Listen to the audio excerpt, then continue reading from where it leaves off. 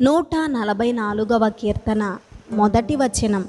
నాకు ఆశ్రయదుర్గమగు యెహోవా సన్నుతింపబడునుగాక.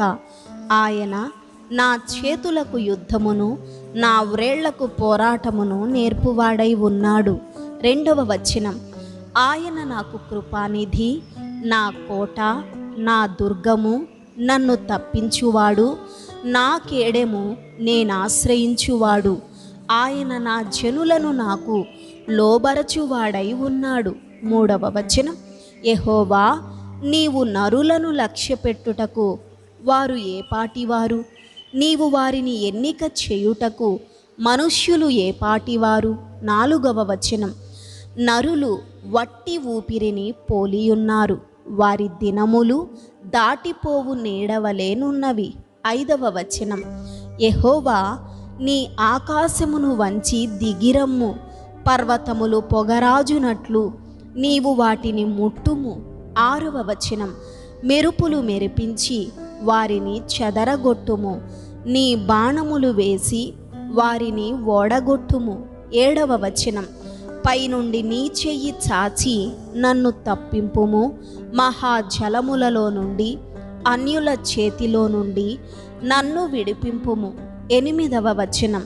వారి నోరు వట్టి మాటలాడుచున్నది, వారి కుడి చెయ్యి అబద్ధముతో కూడియున్నది. తొమ్మిదవ వచనం. దేవా, నిన్ను గూర్చి నేనొక క్రొత్త కీర్తన పాడెదను, 10 తంతుల సితారాతో నిన్ను కీర్తించెదను. 10వ వచనం.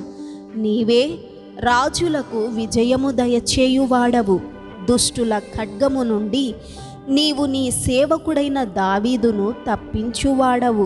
11వ వచనం.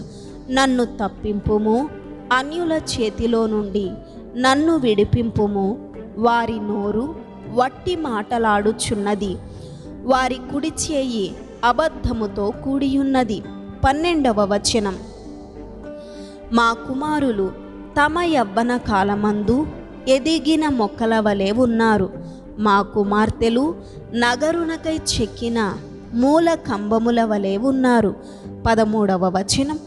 మా కొట్లు నింపబడి పలు విధములైన ద్రవ్యములకు నిధులుగా ఉన్నవి, మా గొర్రెలు 1000 కొలదిగాను 10,000 కొలదిగాను మా గడ్డి బీళ్లలో పిల్లలు వేయుచున్నవి. 14వ వచనం. మా ఎడ్లు గొప్ప బరువులు మోయగలవు, మా వీధులలో చొరబడుట అయినను ఉరుకులెత్తుట అయినను లేదు, వాటిలో శ్రమ గల వారి మొర్ర వినబడుట అయినను లేదు. 15వ వచనం.